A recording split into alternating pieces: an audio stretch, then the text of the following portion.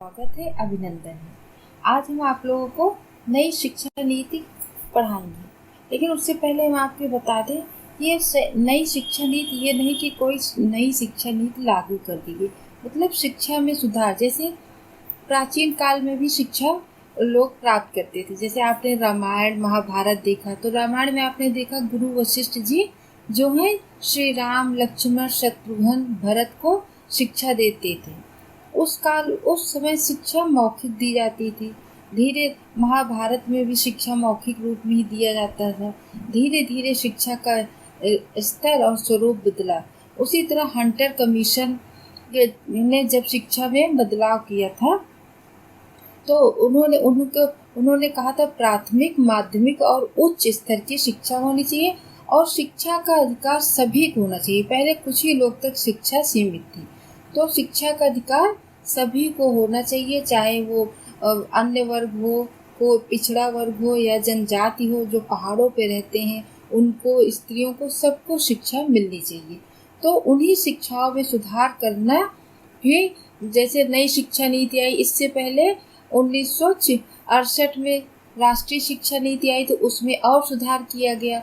और फिर 1986 में जो शिक्षा नीति आई उससे ज़्यादा उसको मतलब उसमें जो कमियां थी उसको 1986 में उसमें दूर किया गया।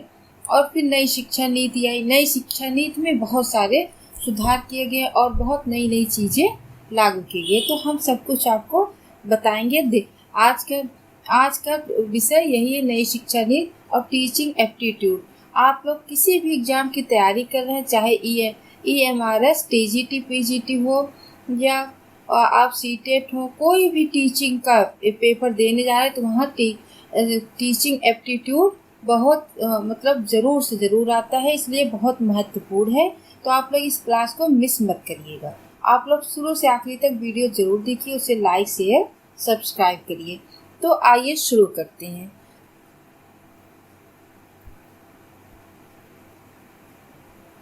नई शिक्षा नीति, न्यू एजुकेशन पॉलिसी 2020।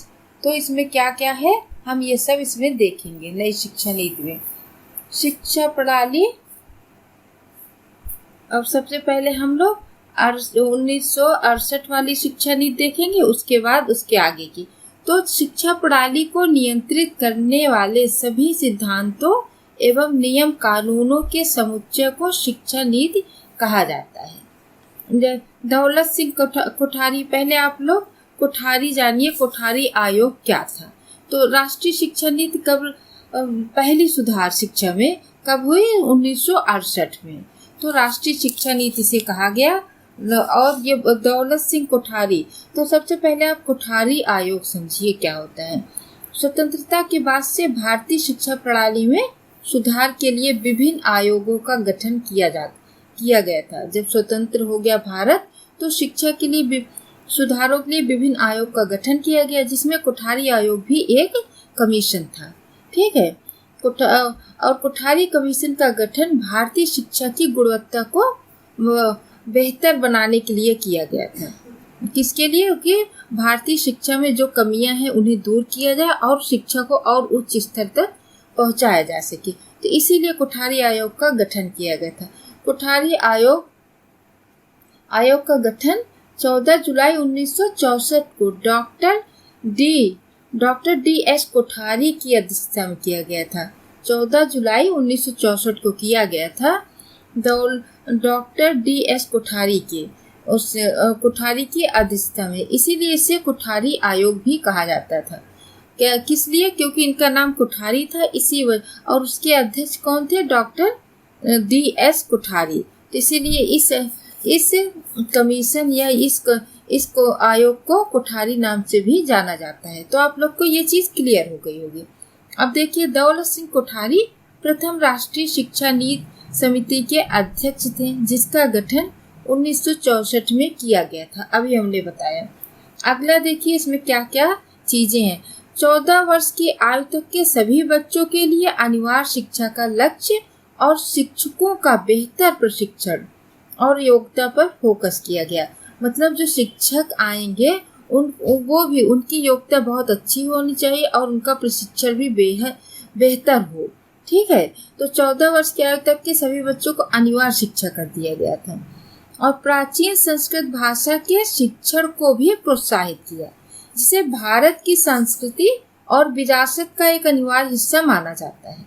ठीक है, अगला देखिए, शिक्षा पर केंद्रीय बजट का 6% व्यय करने का लक्ष्य रखा गया।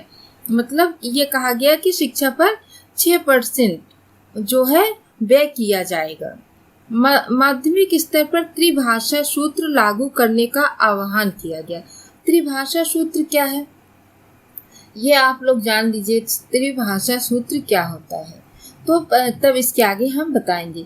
इस प्रकार की इस त्रिभाषा सूत्र उसे कहते हैं जैसे मातृभाषा या क्षेत्रीय भाषा, एक केंद्र की राजभाषा या एक आधुनिक भारतीय भाषा या विदेशी भाषा। 3 भाषाएं थी जिसमें था कोठारी कमीशन ने क्या किया, 1964 में त्रिभाषा सूत्र इस प्रकार प्रतिपादित किया। जो कोठारी आयोग का गठन हुआ उन्होंने ही 3 भाषाओं ना त्रिभाषा सूत्र उसे कहा जाता है कि उसे क्या होना चाहिए। 1964 में त्रिभाषा सूत्र इस प्रकार प्रतिपादित किया। पहला था मातृभाषा या क्षेत्रीय भाषा।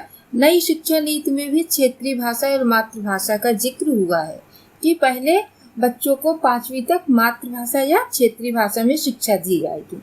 और दूसरा था केंद्र की राजभाषा या उपराजभाषा। ठीक, और तीसरा था एक आधुनिक भारतीय भाषा या विदेशी भाषा। तो इससे ही त्रिभाषा सूत्र कहा जाता है। तो क्या माध्यमिक स्तर पर त्रिभाषा सूत्र लागू करने का आह्वान किया गया था। इस नीति ने अल्पसंख्यकों के लिए शिक्षा के अवसर प्रदान करने पर अधिक जोर दिया। 1968 की राष्ट्रीय शिक्षा नीति थी, इसने अल्पसंख्यकों के लिए शिक्षा के अवसर प्रदान करने पर अधिक जोर दिया। ठीक है, अब देखिए शिक्षा नीति, यह है आचार्य राममूर्ति। उससे पहले आपने कोठारी सिंह की फोटो देखी थी। अब राष्ट्रीय शिक्षा नीति 1986, वो 1968 था, ये 1986 जस्ट उसका उल्टा हो गया। ठीक, अब देख इसमें क्या था, इसमें क्या क्या सुधार किया गया, किस चीज की आवश्यकता थी, वो सब इसमें किया गया। जैसे असमानताओं को दूर करने पर विशेष रूप से भारतीय महिलाओं, जैसे उसमें भारतीय महिलाओं पर नहीं ध्यान दिया गया था, उसमें उन लोग अन्य पिछड़े वर्ग को अवसर प्रदान करना था। तो इसमें क्या था, असमानताओं को दूर करने विशेष रूप से भारतीय महिलाओं, अनुसूचित जनजातियों और अनुसूचित जाति समुदाय के लिए शैक्षिक अवसर को की बराबरी करने पर विशेष जोर दिया गया। इसमें महिलाओं को भी मतलब इसमें सुधार क्या किया गया, इन सब चीजों में सुधार किया गया। जो राष्ट्रीय शिक्षा नीति में था वो तो सब है, लेकिन क्या उसमें सुधार किया जा सकता था, तो ये सुधार किया गया। महिलाओं, अनुसूचित जनजातियों और अनुसूचित जाति समुदायों के लिए शैक्षिक अवसर को बराबरी का अधिकार दिया जाए। अगला पॉइंट देखिए, प्राथमिक स्कूलों को बेहतर बनाने के लिए ऑपरेशन ब्लैक बोर्ड लॉन्च किया गया। प्राथमिक स्कूलों को और अधिक बेहतर बनाने के लिए ऑपरेशन ब्लैक बोर्ड लॉन्च किया गया। तो आप लोग ऑपरेशन ब्लैक बोर्ड नहीं जानते होंगे, तो उसको जान लीजिए पहले ऑपरेशन ब्लैक बोर्ड क्या है। इस क्षेत्र में सर्वप्रथम ऑपरेशन ब्लैक बोर्ड योजना शिक्षा के क्षेत्र में क्रांति लाई है। क्या लाई है? शिक्षा के क्षेत्र में क्रांति।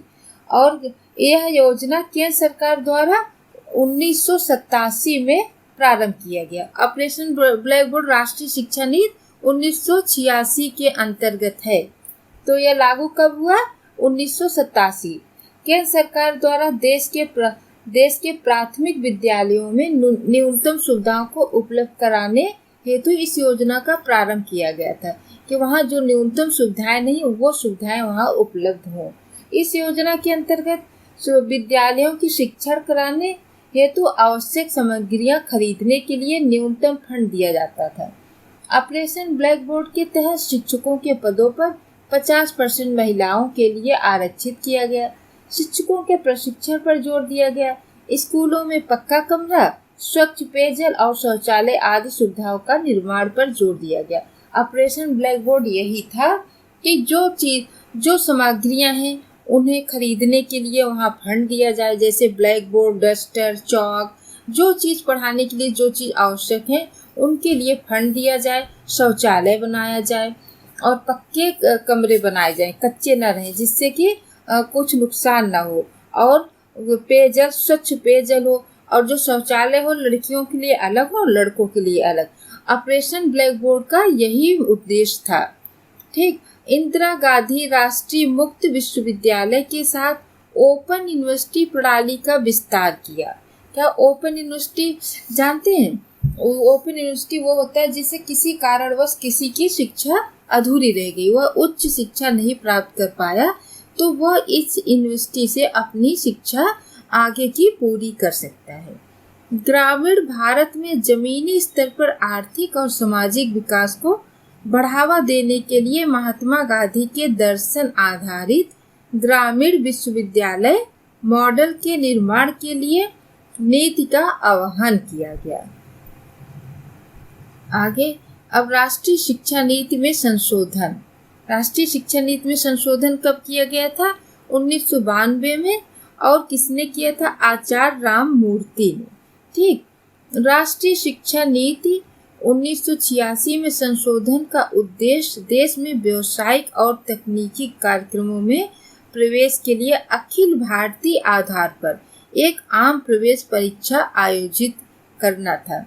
मतलब इसमें इन्होंने सुधार क्या किया? 1986 में इसमें व्यावसायिक और तकनीकी, तो मतलब जिससे बिजनेस और टेक्निकल नॉलेज हो, उन कार्यक्रमों को इसमें प्रवेश कराया गया। और नई शिक्षा नीति में भी ये सब चीजें हैं।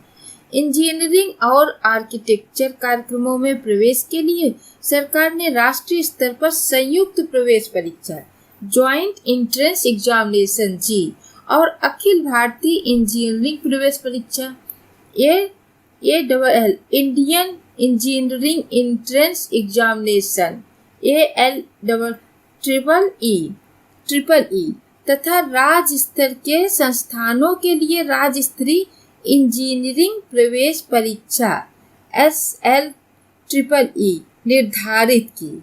ठीक है, जो इसमें सुधार किया गया था। फिर नई शिक्षा नीति क्या है? 2020 में आई। इसे लागू कब किया गया? यह सब national education policy 2020, ministry of human resource development. ये कौन है? डॉक्टर के कस्तूरी रंगन, इन्हीं की अध्यक्षता में नई शिक्षा नीति का गठन किया गया।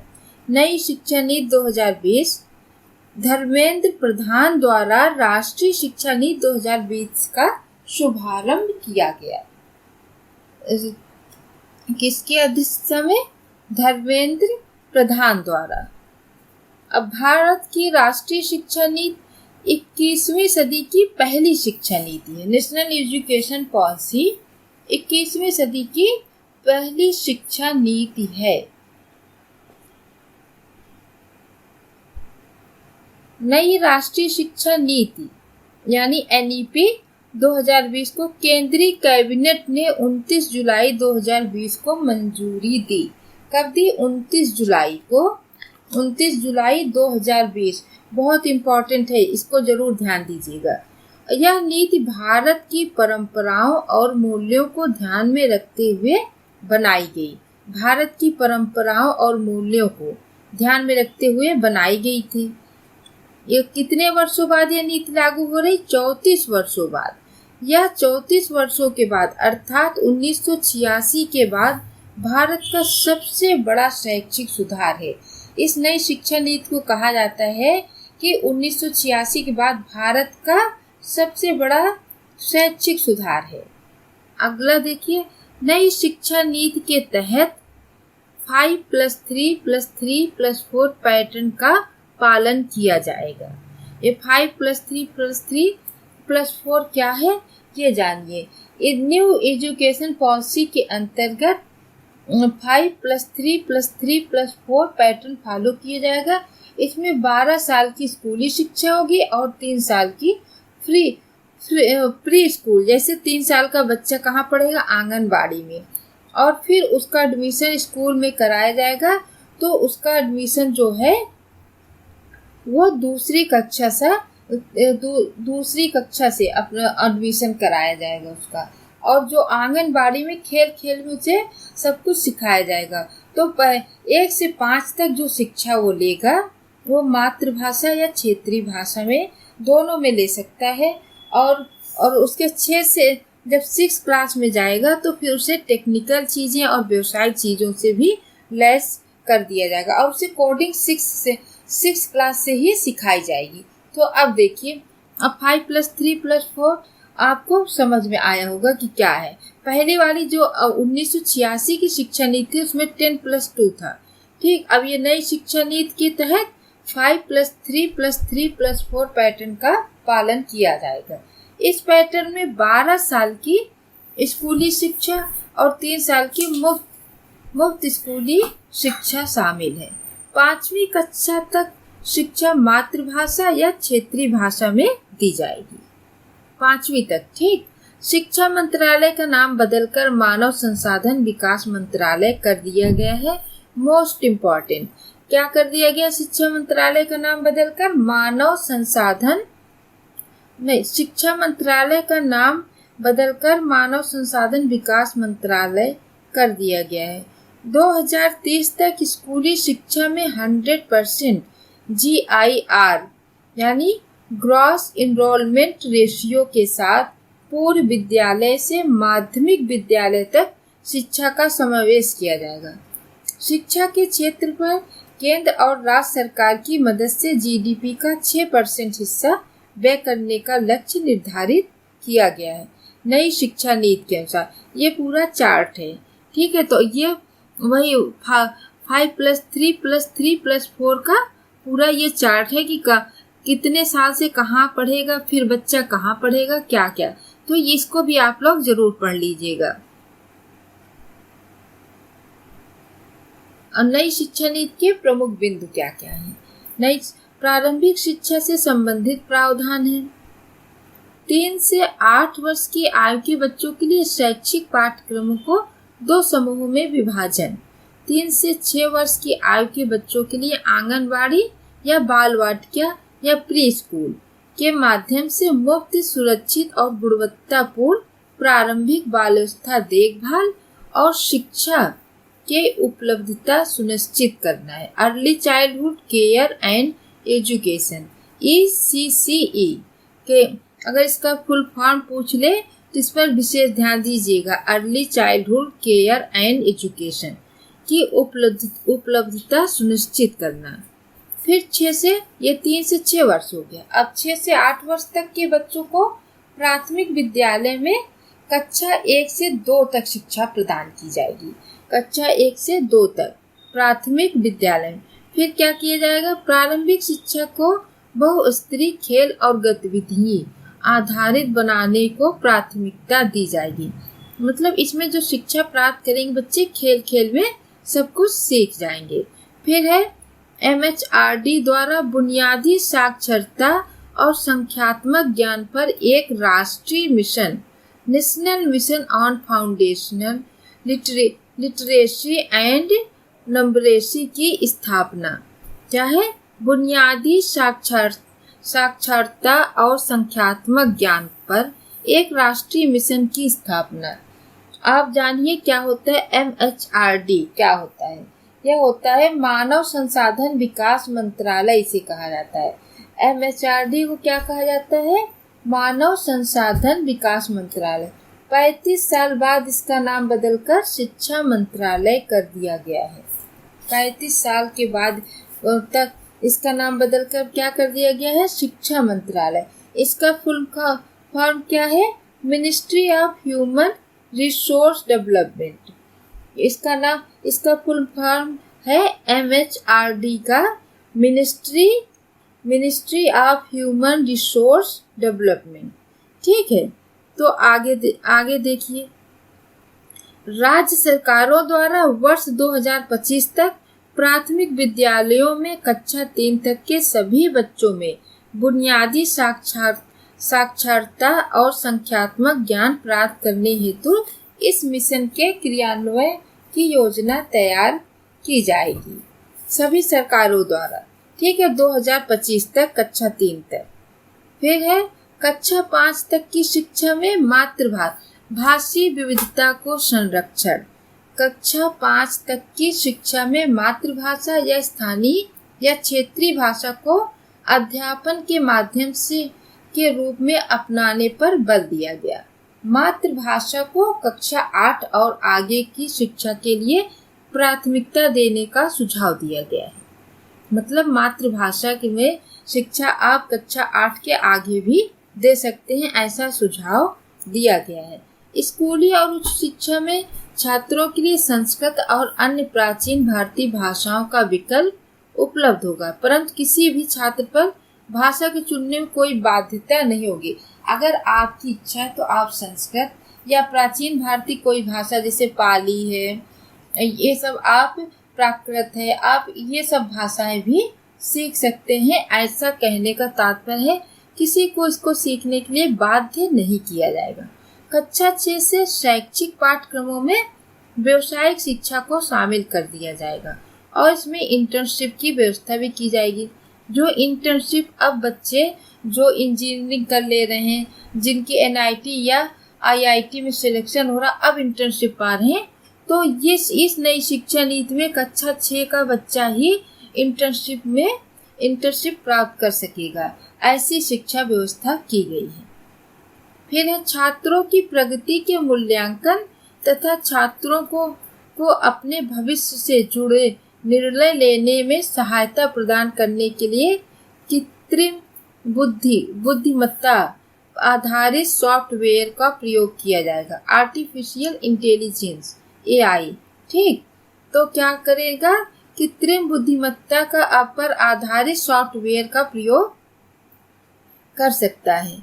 आगे देखिए, फिर छात्रों के समग्र विकास के लक्ष्य को ध्यान में रखते हुए कक्षा 10 और कक्षा 12 की परीक्षाओं में बदलाव किए जाएंगे। मतलब कक्षा 10 और कक्षा 12 के बच्चे बोर्ड की परीक्षा की वजह से बहुत टेंशन में रहते हैं, तो उसमें कुछ बदलाव किए जा सकते हैं। इसमें भविष्य में सेमेस्टर या बहुविकल्पी प्रश्न आदि जैसे सुधारों को शामिल किया जा सकता है। मतलब इसमें भविष्य में क्या कर सकते हैं, या सेमेस्टर वाइज कर दिया जाएगा या इसमें बहुविकल्पी प्रश्न शामिल कर दिया जाएगा। ऐसा जैसे सुधारों को करने की संभावना है। आगे देखिए, पाठ्यक्रम और मूल्यांकन संबंधी सुधार। पाठ्यक्रम और मूल्यांकन संबंधी सुधार। इस नीति में प्रस्तावित सुधारों के अनुसार कला और विज्ञान, व्यवसायिक तथा शैक्षणिक विषयों एवं पाठ्यक्रम व पाठ्येतर गतिविधियों के बीच बहुत अधिक अंतर नहीं होगा। मतलब कला और विज्ञान, व्यवसायिक या शैक्षणिक विषयों एवं पाठ्येतर गतिविधियों में बहुत अधिक अंतर नहीं होगा। कैसे? राष्ट्रीय शिक्षा शैक्षिक अनुसंधान और प्रशिक्षण परिषद national council of educational research and training NCERT द्वारा स्कूली शिक्षा के लिए राष्ट्रीय पाठ्यक्रम रूपरेखा national curriculum framework for school education तैयार की जाएगी। ठीक है। फिर छात्रों की प्रगति के मूल्यांकन के लिए मानक निर्धारण निकाय के रूप में परख नामक एक नए राष्ट्रीय आकलन केंद्र की स्थापना की गई है। परख क्या होता है आप ये जानिए। परख एक राष्ट्रीय शिक्षा नीति 2020 के कार्यान्वयन के एक भाग के रूप में लागू किया गया है। कार्यान्वयन के एक भाग के रूप में लागू किया गया है। परख एक राष्ट्रीय मूल्यांकन नियामांकन है। क्या है परख? परख एक राष्ट्रीय मूल्यांकन नियामांकन है जिसका अर्थ है प्रदर्शन, मूल्यांकन, समीक्षा एवं समग्र विकास के लिए ज्ञान का आकलन किया जाएगा, विश्लेषण किया जाएगा। मतलब ये परख ऐसा वो राष्ट्रीय शिक्षा नीति ने एक परख संस्था बनाई जिसमें क्या किया जाएगा, बच्चों का मूल्यांकन किया जाएगा। जब वो पढ़ लेंगे तो परख नाम के केंद्र से इनकी वो मूल्यांकन किया जाएगा। जैसे राष्ट्रीय आकलन केंद्र एक संस्था है जो भारत की उच्च शिक्षा अन्य शिक्षा संस्थानों का आकलन तथा वह मान्यता का कार्य करती है। इसकी स्थापना कब की गई थी आगे देखेंगे। तो परख में यही किया जाएगा। परख जो है एक राष्ट्रीय शिक्षा नीति है। परख एक राष्ट्रीय मूल्यांकन नियमांक है, जिसका अर्थ है प्रदर्शन, मूल्यांकन, समीक्षा एवं समग्र विकास के लिए ज्ञान का विश्लेषण करना। मतलब बच्चे को कितना ज्ञान हो गया है उसका विश्लेषण किया। ये परख जो है, परख नामक एक राष्ट्रीय आकलन के केंद्र की स्थापना की गई है। इसके द्वारा बच्चों का मूल्यांकन किया जाएगा। कुल मिलाकर यही परख का मतलब है। यूजी शिक्षा 3 या 4 साल की हो सकती है, जिसमें कई निकास विकल्प यानी मल्टीपल एक्साइट ऑप्शन और इस अवधि के भीतर उपयुक्त प्रमाणन होंगे। ठीक है। एप्रोप्रिएट सर्टिफिकेशन 1 साल के बाद सर्टिफिकेट, 2 साल के बाद एडवांस डिप्लोमा और 3 साल बैचलर डिग्री और 4 साल बाद रिसर्च के साथ बैचलर डिग्री मिलेगी। बीएड की अवधि हम 4 वर्ष तक बढ़ा दिया गया है।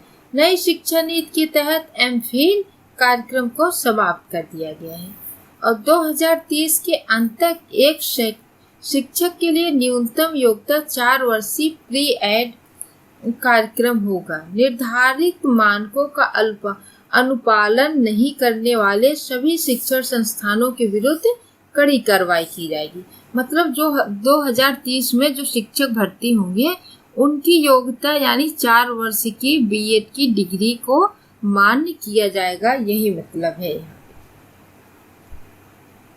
नई शिक्षा नीति का उद्देश्य क्या है? हर शिक्षा नीति की कुछ न कुछ उद्देश्य तो यही होता है कि बच्चे अधिक से अधिक प्रगति कर सके, आगे बढ़े और जो शिक्षा नीति में राष्ट्रीय शिक्षा नीति में जो कमियां रह गई उसे 2020 की नई शिक्षा नीति में और अधिक सुधार करके उसे उच्च गुणवत्ता वाली शिक्षा कहा जाएगा। बच्चों को भारतीय संस्कृति से जोड़ना है ना। उद्देश्य क्या है नई शिक्षा नीति के? बच्चों को भारतीय संस्कृति से जोड़ना, क्योंकि आजकल बच्चे जो हैं अपनी संस्कृति से दूर होते जा रहे हैं। अगर शिक्षा में ये सब चीजें ला दी जाएगी तो बच्चे अपनी संस्कृति से जुड़ाव का महसूस करेंगे।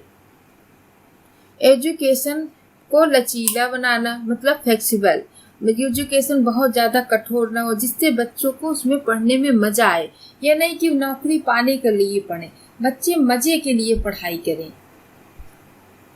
बच्चों को अनुशासन सिखाना। जब एजुकेशन में लचीलापन होगा तो बच्चे अपने आप ही अनुशासन होंगे। ये नहीं डंडे के जोर पे पढ़ाई न कराई जाए, बच्चे खेल खेल में सब कुछ सीख लें और बच्चों पर कोई प्रेशर भी ना हो।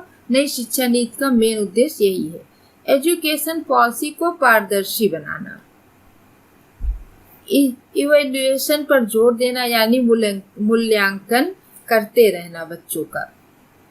ओपन एजुकेशन सिस्टम में इन्वेस्ट करना और बच्चों की सोच को क्रिएटिव करना। ये नहीं कि बच्चों को ये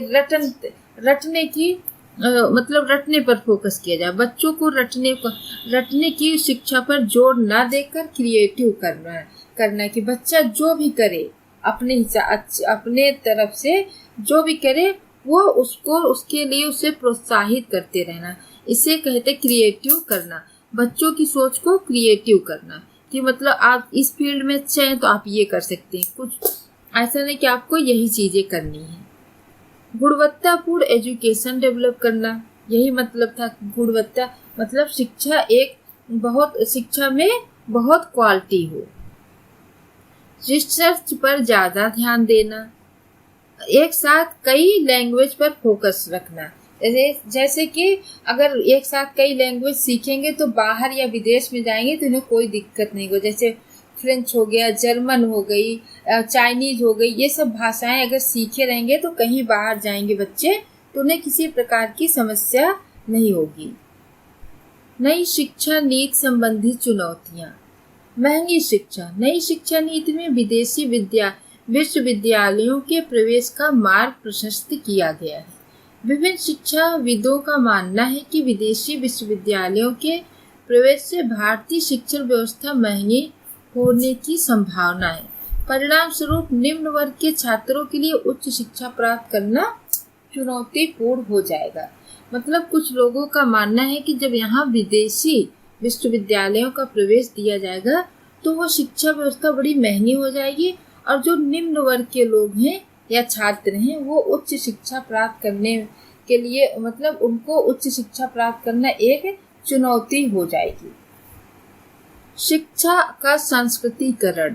दक्षिण भारतीय राज्य का यह आरोप है कि त्रिभाषा सूत्र से सरकार शिक्षा का संस्कृतिकरण करने का प्रयास कर रही है। ये दक्षिण भारतीय राज्यों का आरोप है। और शिक्षकों का पलायन। विदेशी विश्वविद्यालयों के प्रवेश से भारत के दक्ष शिक्षक को भी इन विश्वविद्यालयों में अध्यापन हेतु पलायन कर सकते हैं। मतलब जो बाहर से विदेशी जो विश्वविद्यालय होंगे उसमें जो शिक्षक हैं उनका भी पलायन हो सकता है अध्यापन करने के लिए। संसद का अवहेलना। विपक्ष का आरोप है कि भारतीय शिक्षा की दशा और दिशा तय करने वाली इस नीति को अनुमति देने में संसद की प्रक्रिया का उल्लंघन किया गया। पूर्व राष्ट्रीय शिक्षा नीति 1986 भी संसद द्वारा लागू की गई। मतलब विपक्ष का आरोप है कि इस नई शिक्षा नीति को संसद में पास नहीं कराया गया है। जैसे कि 1986 जो राष्ट्रीय शिक्षा नीति ये किसके द्वारा संसद द्वारा लागू की गई थी, लेकिन विपक्ष का आरोप है कि इसकी दशा और दिशा जो तय करने वाली इस नीति को अनुमति देने में संसद की प्रक्रिया का उल्लंघन किया गया। मतलब संसद का उल्लंघन किया गया है। मानव संसाधन का अभाव। वर्तमान में प्रारंभिक शिक्षा के क्षेत्र में कुशल शिक्षकों का अभाव है। ऐसे में राष्ट्रीय शिक्षा नीति 2020 के तहत प्रारंभिक शिक्षा हेतु की गई व्यवस्था के क्रियान्वयन में व्यवहारिक समस्याएं हैं।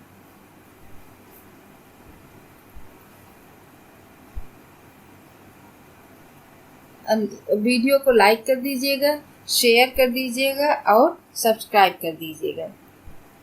आज के लिए इतना ही। अगली वीडियो में हम आपसे फिर मिलेंगे। इस वीडियो को तैयार करने में अमित ने हमारी बहुत मदद की है।